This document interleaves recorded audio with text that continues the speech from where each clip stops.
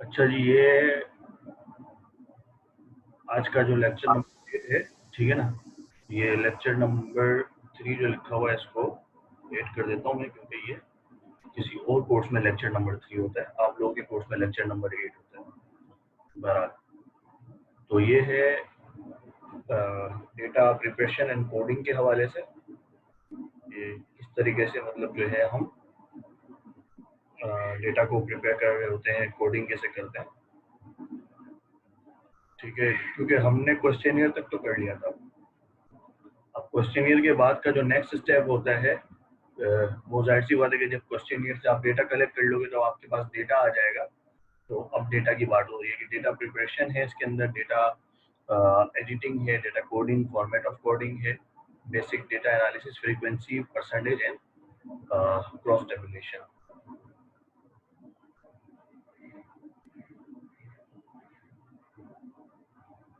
इसके बीच में एक और भी, इससे पहले भी एक और लेक्चर होता है जो क्वांटिफिकेशन का, लेकिन उसको भी मैंने स्किप कर दिया क्योंकि हमारे पास अब नंबर ऑफ लेक्चर्स कम रह गए।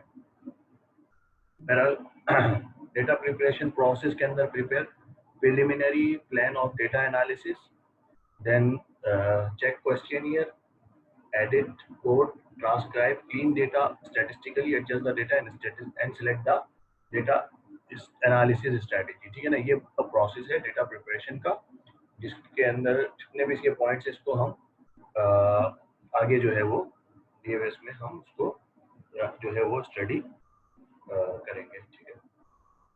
तो पहला वाला जो इसका स्टेप है, जैसे कि देख लेना, इसके अंदर prepare a preliminary plan of data analysis. तो सबसे पहले जो है वो हमें क्या करना होता है कि डेटा एनालिसिस को प्लान करना होता है कि हमें कौन कौन से एनालिसिस करने हैं। एक्चुअल में जो एनालिसिस होते हैं वो किस चीज़ के ऊपर डिपेंड कर रहे होते हैं?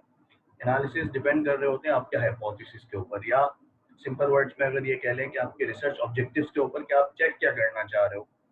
मिसाल के तौर पे अगर आपका क्लेम ये है कि आप कहते हो कि एक पर्टिकुलर सैंपल है, उस पर्टिकुलर सैंपल का जो है वो ऑन एवरेज बिहेवियर इस तरह है, यानी कि पॉजिटिव बिहेवियर है या पॉजिटिव एटीट्यूड है किसी चीज़ की तरफ, या ऑन एवरेज नेगेटिव एटीट्यूड है किसी चीज़ की तरफ।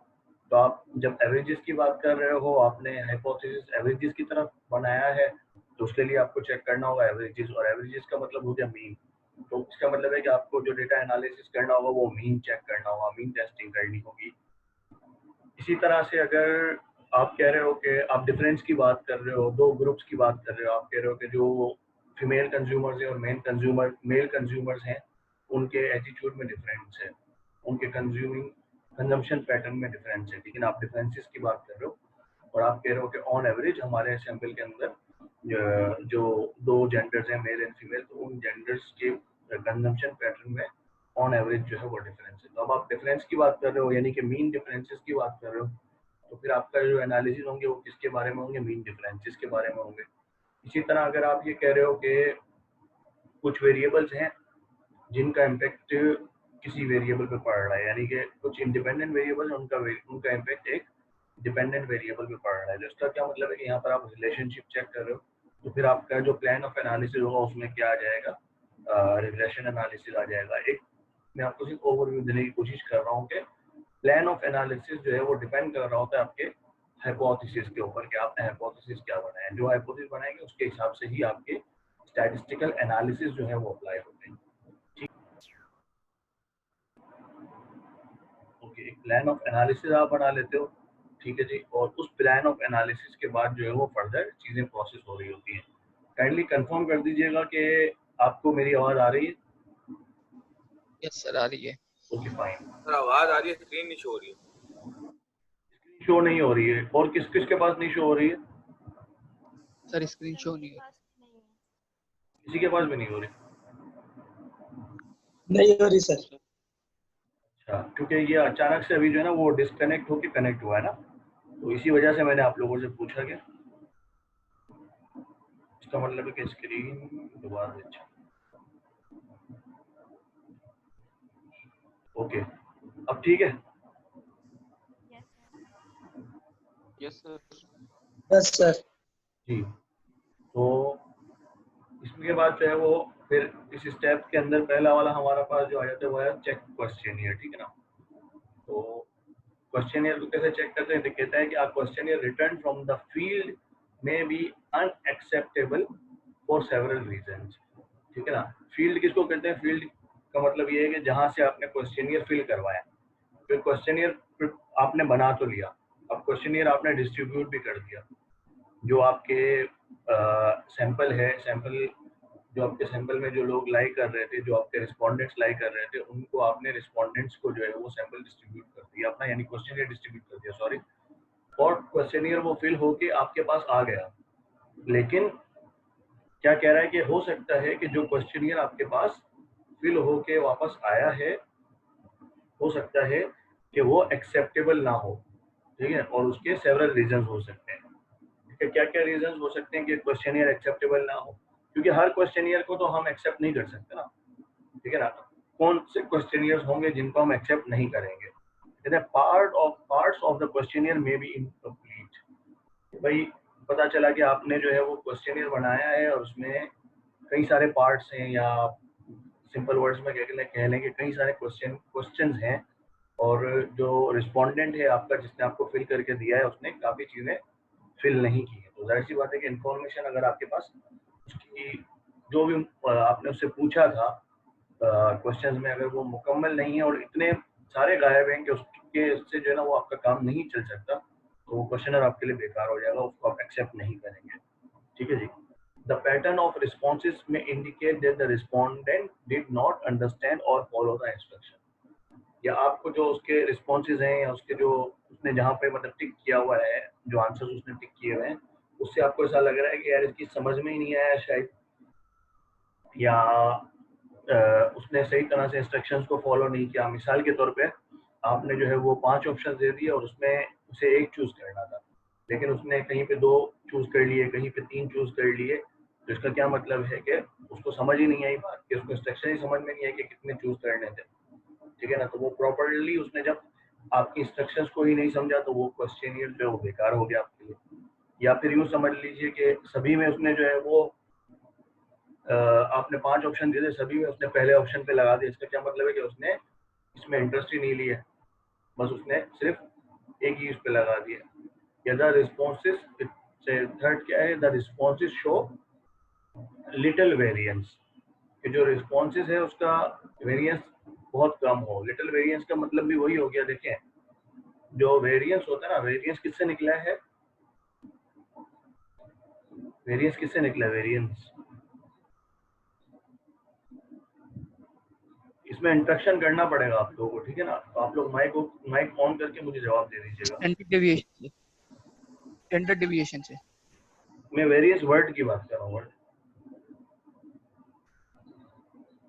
वेरिएंस वर्ड कहाँ से निकला, इससे कोई मिलता जुलता वर्ड आपके जहन में आ रहा है? वेरिएबल। जी जी बिल्कुल, वेरिएबल या वेरिएबिलिटी, ठीक है ना। तो वेरिएबल का जो अपोजिट होता है वो क्या होता है? कांस्टेंट। एग्जैक्टली, कांस्टेंट होता है, ठीक है ना।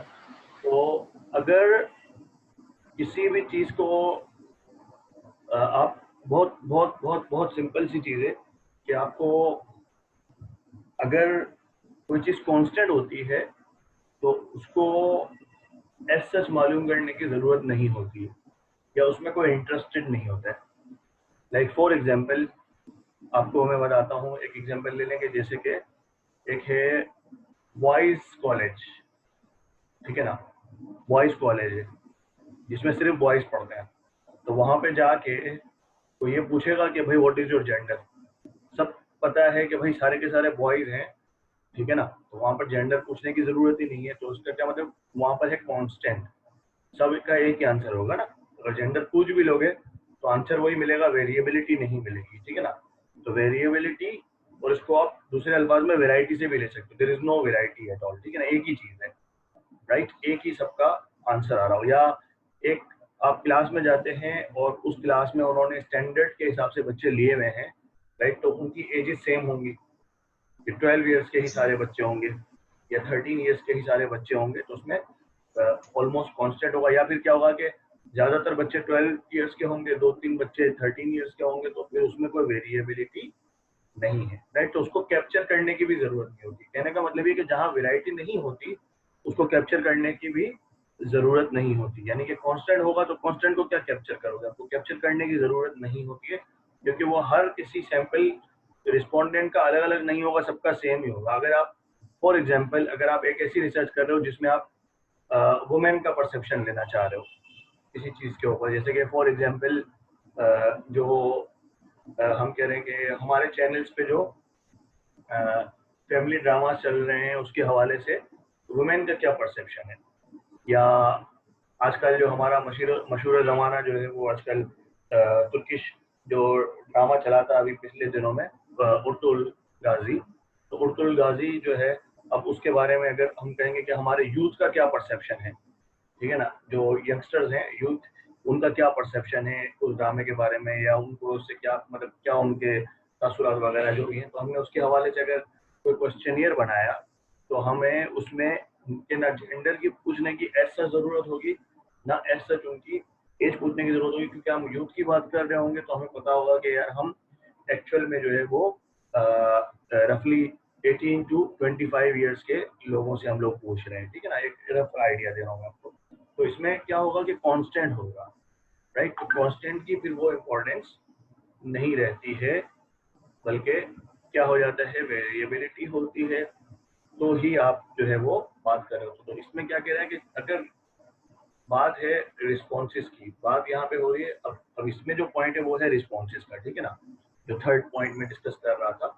क्वेश्चन आपके पास आया और उसके आंसर्स में कोई वेरिएशन शो नहीं हो रही है, ठीक है ना, सारे के सारे आंसर्स में फॉर एग्जांपल उसने अगर आपने 5 पॉइंट का एक क्वेश्चनियर बनाया हुआ है, आपको पता है कि 5 पॉइंट का क्वेश्चनियर क्या होता है, जिसमें स्ट्रांगली डिसएग्री, न्यूट्रल, एग्री और स्ट्रांगली एग्री, ठीक है ना, 5 पॉइंट्स हैं, ठीक है ना।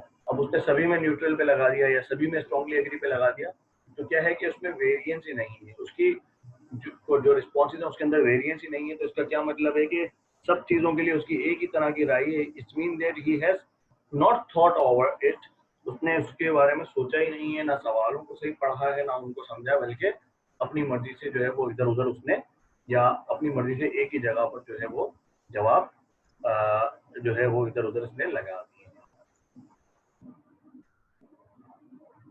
ठीक है ना। तो ये बात है यहाँ पर कि अगर लिटिल वेरिएंस होगा तो उसकी कोई वैल्यू नहीं होती है। तो वेरिएंस जब ज़्यादा मतलब इतना हो एटलीस्ट कि उसको आप कैप्चर करने की कोशिश करें, ठीक है ना। ठीक है, वन और मोर pages are missing.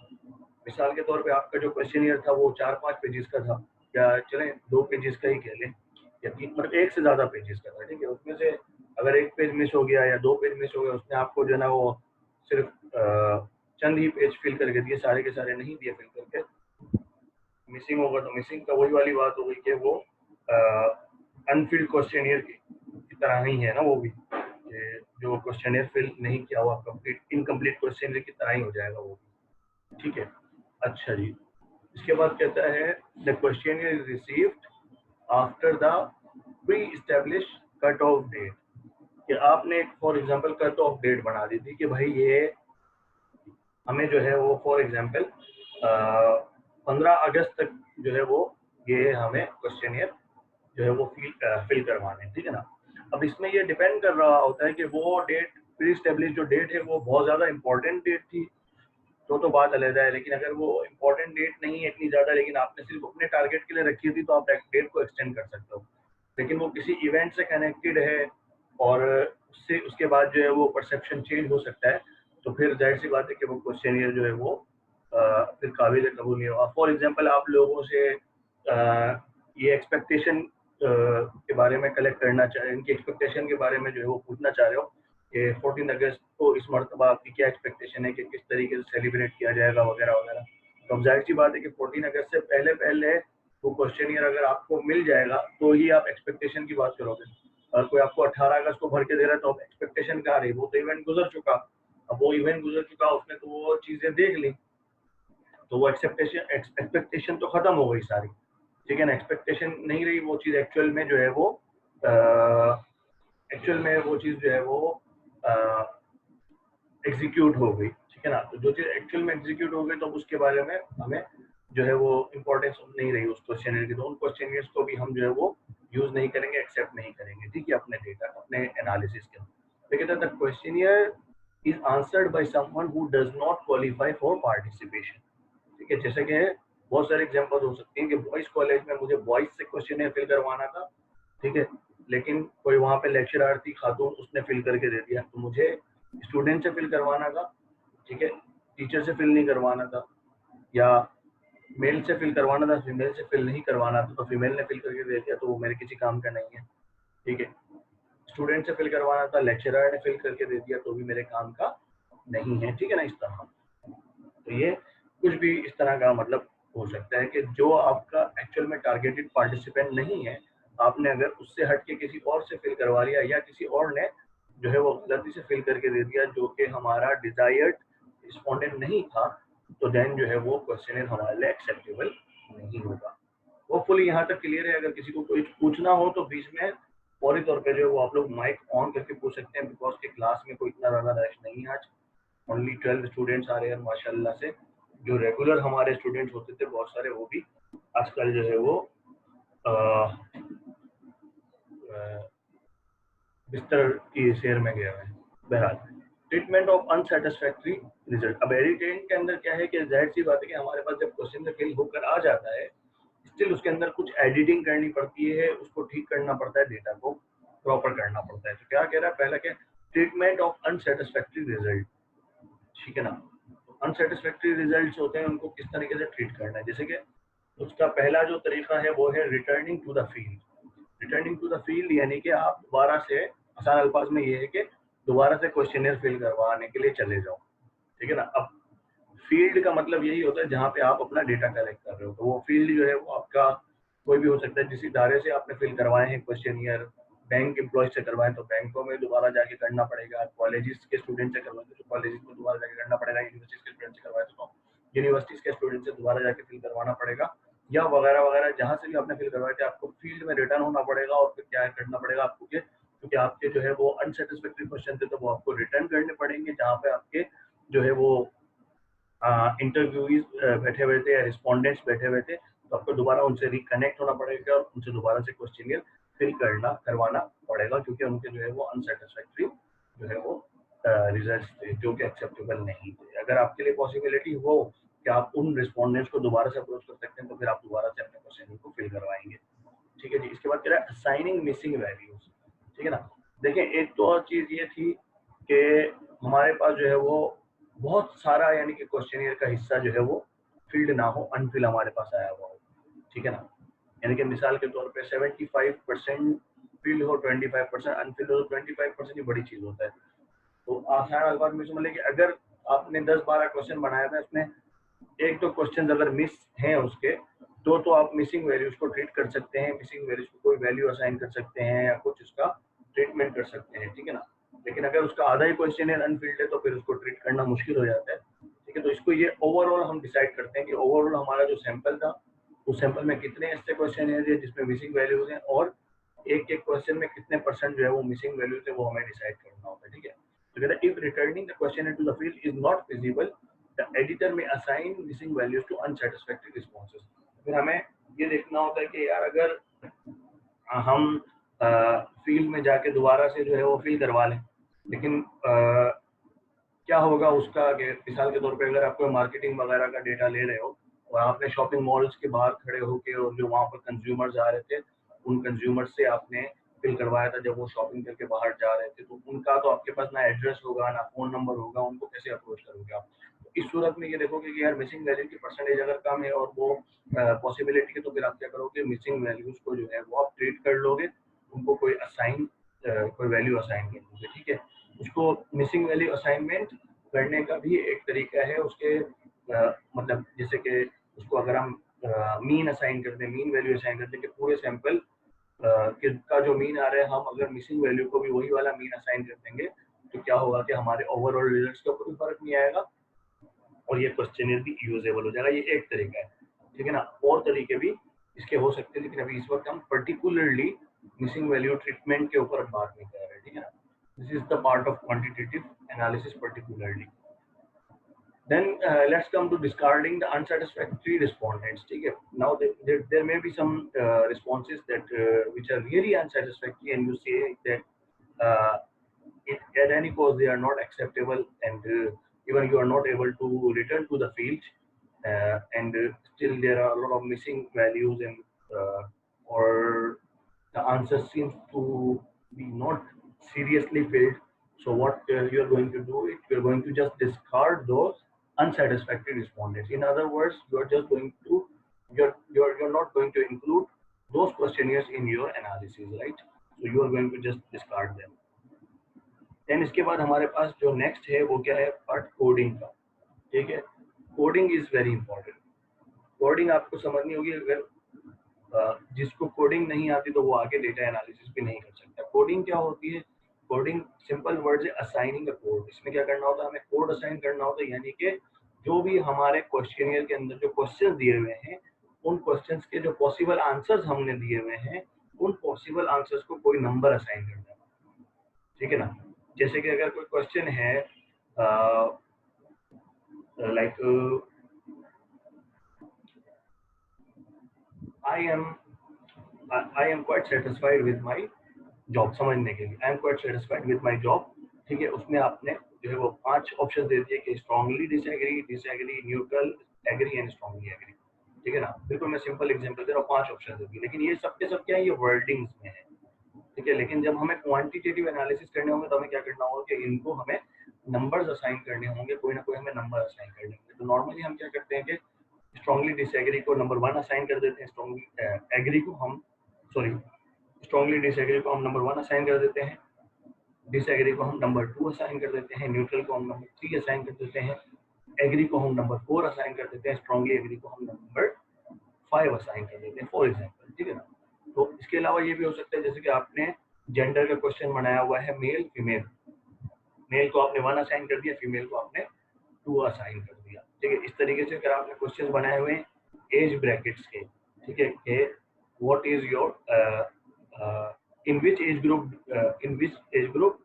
Do you lie, in which age group do you lie. ठीक है, आप किस एज ग्रुप में लाई करते हैं. तो आपने एज ग्रुप बनाया हुआ है 18 to 25, 26 to 30, 31 to 35, 36 to 40, 41 to 45, 46 to 50, जो भी आपने एज ग्रुप बनाए हुए हैं.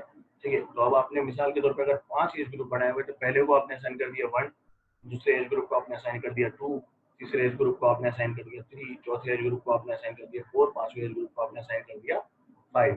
तो ये जो नंबर असाइनमेंट आपने की हुई है, इसको कहा जाता है कोडिंग. ठीक है ना. इसलिए कोडिंग को जो है वो समझना बहुत इंपॉर्टेंट होता है. विदाउट कोडिंग, ठीक है, आप प्रॉपर्ली जो है वो एनालिसिस नहीं कर सकते. और कोडिंग क्यों इंपॉर्टेंट है? कोडिंग इसलिए भी इंपॉर्टेंट है कि आपको एक सेट ऑफ रूल्स मिल जाता है. फॉर एग्जांपल, अगर एक प्रोजेक्ट है, उसमें 5 लोग काम कर रहे हैं, 500 क्वेश्चनियर्स हैं. आपका 500 क्वेश्चनियर आ गए, आपने 5 लोगों ने ये कहा कि यार हम आपस में 100 क्वेश्चनियर्स डिस्ट्रीब्यूट कर लेते हैं, ताकि जो है वो हमें इसके आंसर्स को इनपुट करने में आसानी हो. एक ही शख्स अगर 500 करेगा तो उसको वक्त ज़्यादा लग जाएगा, तो 5 लोग 100 करेंगे तो जल्दी हो जाएगा. ठीक है. लेकिन उसके अंदर जो कोडिंग की स्कीम है वो सेम होनी चाहिए. जैसे कि मैंने आपको अभी एग्जांपल दी कि स्ट्रांगली डिसएग्री को 1 असाइन किया, डिसएग्री को 2 असाइन किया, न्यूट्रल को 3 असाइन किया, एग्री को 4 असाइन किया और स्ट्रांगली एग्री को 5 असाइन किया. लेकिन अगर 5 में से एक शख्स ये करे, एक टीम मेंबर ये करे कि वो रिवर्स कर दे कि स्ट्रांगली एग्री को 1 असाइन कर दे, एग्री को 2 असाइन कर दे, न्यूट्रल को 3 असाइन कर दे, डिसएग्री को 4 असाइन कर दे और स्ट्रांगली डिसएग्री को 5 असाइन कर दे. ठीक है. उसने क्या क्या क्वेश्चनियर देखे, जिस बंदे ने जहाँ पे आंसर लगाया हुआ तो उसके हिसाब से उसने एक्सेल के अंदर आपको वो कोडिंग करके दे दी. ठीक है ना. एक्चुअली कोडिंग कैसे होती है वो मैं आपको दिखाऊंगा, अभी सिर्फ समझने के लिए आपको बोल रहा हूँ ओरली. ठीक है. उसने आपको कोडिंग करके दे दी. अब उसने जहाँ पे 5 लगाया है उसके हिसाब से 5 का मतलब है स्ट्रांगली डिसएग्री, और बाकी चारों ने जो 5 लिखा है उनके हिसाब से 5 का मतलब है स्ट्रांगली एग्री. और अगर आपने ये मर्ज कर दिए तो इसके अंदर 100 रिस्पॉन्सेज ऐसे आ गए जो बिल्कुल रिवर्स है. तो इसलिए कोडिंग स्कीम सेम होनी चाहिए सबकी. ठीक है ना. तो ये क्या होता है कि सेट ऑफ रूल्स प्रोवाइड कर देता है हर किसी के लिए. अच्छा जी, कहता है fix field codes, which means that the number of records for each respondent is the same and the same data appear in the same column for all respondents are highly desirable. ठीक है, यानी कि simple है कि जो records हैं यानी कि नंबर्स ऑफ क्वेश्चन जो है सब तमाम रिस्पोंडेंट्स के लिए सेम है और जो डेटा है वो भी सेम ही कॉलम्स में अपेयर होगा। ठीक है ना, जब आप एक्सेल वगैरह की शीट बनाओगे तो if possible standard code should be use for missing data, और मिसिंग डेटा के लिए भी स्टैंडर्ड कोड यूज करने होते हैं कि अगर आपके पास मिसिंग डेटा है और आपने कोई चीज डिसाइड नहीं की है तो समटाइम्स हम कहते हैं कि 9 असाइन कर दो, एक स्टैंडर्ड है 9। ठीक है, अगर उसके क्वेश्चनियर्स में 9 भी वैलिड रिस्पॉन्सेज की लिस्ट में आ रहा है तो फिर 9 हम मिसिंग में नहीं डाल सकते। ठीक है ना, फॉर एग्जांपल अगर 10 ऑप्शन है किसी क्वेश्चन में 10 ऑप्शन है तो 9 भी उसके वैलिड लिस्ट में आ रहा है, 9 को हम मिसिंग असाइन नहीं कर सकते, हम फिर क्या करते हैं 99 असाइन कर देते हैं, राइट। तो ये एक मिसिंग वैल्यू असाइनमेंट्स की बात है। ठीक है, अच्छा, in questions that permit a large number of responses each possible response option should be assign a separate column, और ऐसे क्वेश्चन जिसमें एक से ज्यादा रिस्पॉन्स आप लगा सकते हैं, जैसे कि मैंने अभी आपको लाइकर्ट स्केल की एग्जांपल दी, स्ट्रांगली एग्री से स्ट्रांग डिसएग्री, इसमें तो एक ही पॉसिबल होगा, लेकिन कुछ ऐसे क्वेश्चन हो सकते हैं जिसमें 2 आंसर्स भी पॉसिबल हो। ठीक है ना, जैसे कि लास्ट में हमने जो है वो पिछली क्लास के अंदर जब हमने क्वेश्चन है डिजाइन के हवाले से पढ़ा था तो उसके अंदर कुछ ऐसे क्वेश्चन थे कि जिसमें 2 आंसर्स भी पॉसिबल हो, जिसमें 2 आंसर्स पॉसिबल हो या 2 से ज्यादा पॉसिबल हो तो जितने भी उसके टोटल ऑप्शंस होंगे उतने ही कॉलम बनाए जाएंगे उसके डेटा को रिकॉर्ड करने के लिए। ये कैसे होगा ये मैं आपको प्रैक्टिकली एक्सेल पे बताऊंगा तो आपके माइंड में क्लियरली आएगा। ठीक है, क्योंकि आप लोगों ने प्रैक्टिकली अभी तक कोई रिसर्च नहीं की है, कोई क्वेश्चनियर प्रैक्टिकली अभी तक कोई आपने अपने उसमें फिल नहीं किया है, ना किसी कोर्स में किया है अभी तक। ठीक है ना, तो अदर यूनिवर्सिटीज में ये होता है कि मार्केटिंग के कोर्स में, HR के कोर्स में भी उनको क्वेश्चनियर्स वगैरह बनाने के लिए दिए जाते हैं, रिपोर्ट बनाने के लिए दी जाती है, तो स्टूडेंट्स को काफी हद तक आइडिया होता है। बहरहाल, अच्छा, जहाँ पे आप लोगों को पूछना हो प्लीज रोक के मुझसे पूछ लीजिएगा।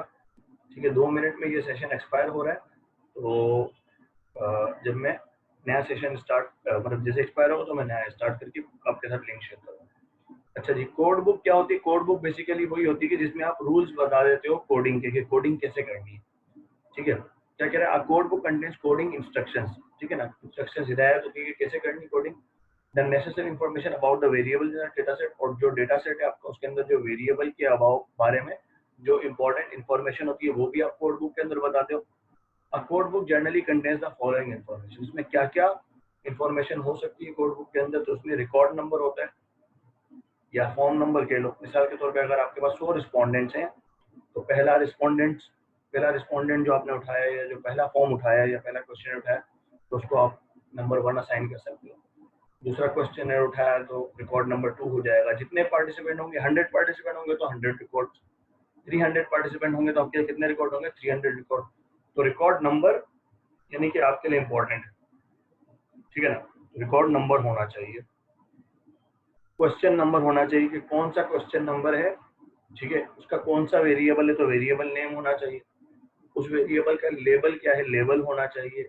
ठीक है, अच्छा, उसके जो लेबल्स की जो कोडिंग है, कोडिंग होनी चाहिए, कोडिंग की जो इंस्ट्रक्शन है वो होनी चाहिए, कोडेड वैल्यू होनी चाहिए, स्केल टाइप होना चाहिए कि इसका स्केल कौन सा है, इसका स्केल नॉमिनल स्केल है, ऑर्डिनल स्केल है, इंटरवल स्केल है या रेशियो स्केल है।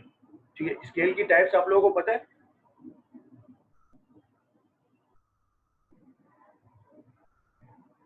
टाइप्स ऑफ स्केल आप लोगों के साथ डिस्कस हुआ है पिछले यानी कि ये कोविड से पहले मैंने टाइप्स ऑफ स्केल को डिस्कस किया था,